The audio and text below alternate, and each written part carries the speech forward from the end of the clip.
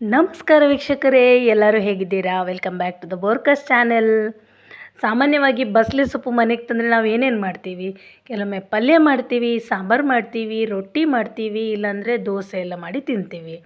ಇವತ್ತು ಇದೇ ಒಂದು ಬಸಳೆ ಸೊಪ್ಪನ್ನು ಬಳಸ್ಕೊಂಡು ಸ್ವಲ್ಪ ಸ್ಪೆಷಲಾಗಿ ಏನಾದರೂ ಮಾಡಿದರೆ ಹೇಗಿರುತ್ತೆ ಅಲ್ವಾ?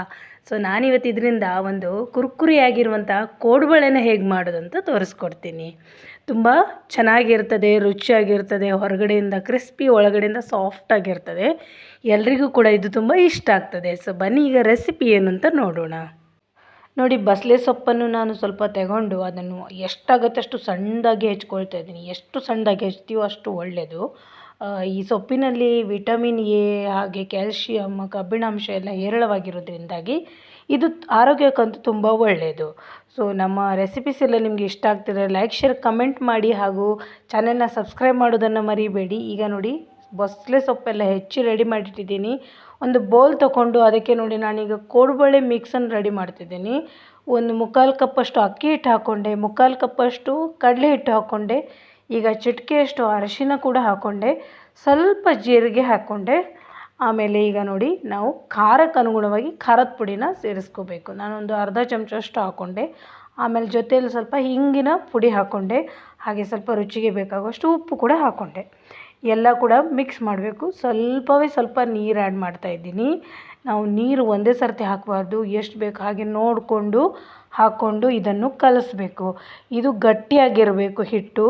ಈಗ ನಾನು ಸ್ವಲ್ಪ ಒಂದು 2-3 ಚಮಚ ಕಾಯಿಸಿದ ಎಣ್ಣೆ, ಬಿಸಿ ಬಿಸಿ ಎಣ್ಣೆನೂ ಕೂಡ ಇದಕ್ಕೆ ಸೇರಿಸ್ಕೊಂಡೆ.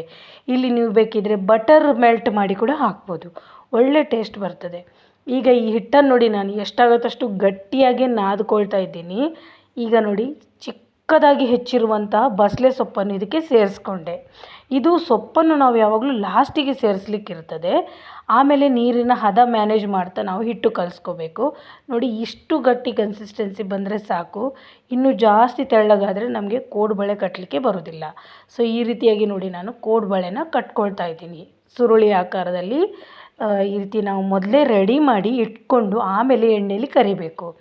ನಾವು ಮಾಡಿ ಎಣ್ಣೆಯಲ್ಲಿ ಬಿಡ್ತೀವಂದರೆ ಅದು ಒಂದು ಹೆಚ್ಚಾಗಿ ಕಾಯ್ತದೆ, ಒಂದು ಕಡಿಮೆ ಕಾಯ್ತದೆ, ಹಾಗಾಗಿ ಸರಿಯಾಗಿ ಬರೋದಿಲ್ಲ. ಸೊ ಈಗ ನೋಡಿ, ಎಣ್ಣೆ ಬಿಸಿ ಆಯ್ತು ಅಂತ ಚೆಕ್ ಮಾಡಿಕೊಂಡೆ.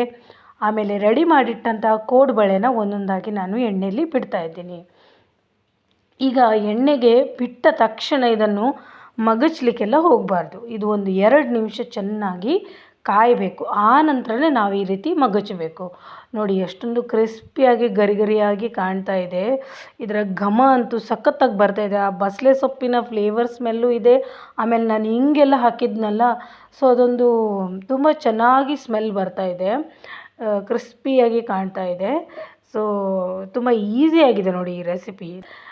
2-3 ಸೆಟ್ಟಲ್ಲಿ ಕಾಯಿಸ್ಕೊಂಡೆ. ಈಗ ನೋಡಿ, ಇಷ್ಟೊಂದು ಕೋಡುಬಳೆನ ನಾನು ರೆಡಿ ಮಾಡಿಕೊಂಡೆ. ತುಂಬ ಗರಿಗರಿಯಾಗಿ ಕ್ರಿಸ್ಪಿಯಾಗಿ, ನೀವು ಶಾಪಲ್ಲಿ ತಗೊಂಡ ಕೋಡುಬಳೆ ಹೇಗಿರುತ್ತೆ ನೋಡಿ, ಅದೇ ಕನ್ಸಿಸ್ಟೆನ್ಸಿಯಲ್ಲಿ ಅದೇ ಟೇಸ್ಟಲ್ಲಿ ಬಂದಿದೆ ಇದು. ನೋಡಿ, ನಾವು ಹೀಗೆ ಒತ್ತಿದ ತಕ್ಷಣ ಅದು ಕ್ರಿಸ್ಪಿಯಾಗಿತ್ತು, ಅಷ್ಟು ಪುಡಿ ಪುಡಿ ಆಗೋಯಿತು. ಸೊ ತುಂಬ ಚೆನ್ನಾಗಿ ಬ್ರೈಟಾಗಿ ಕಾಣ್ತಾ ಇದೆ. ಟೇಸ್ಟ್ ಕೂಡ ಸಖತ್ತಾಗಿ ಬಂದಿದೆ. ನೀವು ಬಸಳೆ ಸೊಪ್ಪು ಹಾಕಿ ಮಾಡಿದ್ದು ಅಂತ ಗೊತ್ತೇ ಆಗ್ತಿಲ್ಲ, ಆ ಥರ ಬಂದಿದೆ. ಸೊ ಇದನ್ನು ನೀವು ಕೂಡ ಟ್ರೈ ಮಾಡ್ಬೋದು. ಇದನ್ನು ನಾನು ವಿದೌಟ್ ಆಯಿಲ್ ಏರ್ ಫ್ರೈಯರ್ನಲ್ಲಿ ಹೇಗೆ ಮಾಡೋದು ಅಂತಲೂ ಹೇಳ್ಕೊಡ್ತೀನಿ.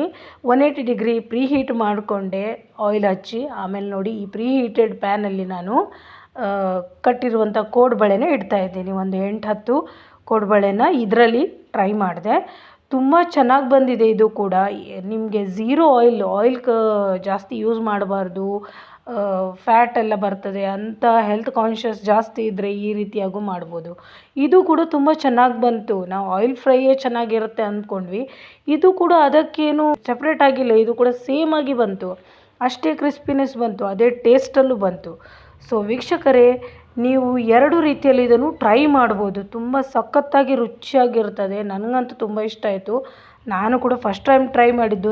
ನಾನಂತೂ ಇದಕ್ಕೆ ನನಗಿದು ಫೇವ್ರೇಟ್ ಆಗೋಯ್ತು. ಇನ್ನು ಬಸಳೆ ತಂದರೆ ನಾನು ಇದನ್ನು ಮಾಡೇ ಮಾಡ್ತೀನಿ ಒಂದು ಸರ್ತಿ ಆದರೂ. ಸೊ ನೀವು ಕೂಡ ಟ್ರೈ ಮಾಡಿ, ತುಂಬ ಚೆನ್ನಾಗಿದೆ. ನಮ್ಮ ರೆಸಿಪಿ ಇಷ್ಟ ಆಗಿದೆ ಅಂದರೆ ಲೈಕ್, ಶೇರ್, ಕಮೆಂಟ್ ಮಾಡಿ. Thank you. Bye bye.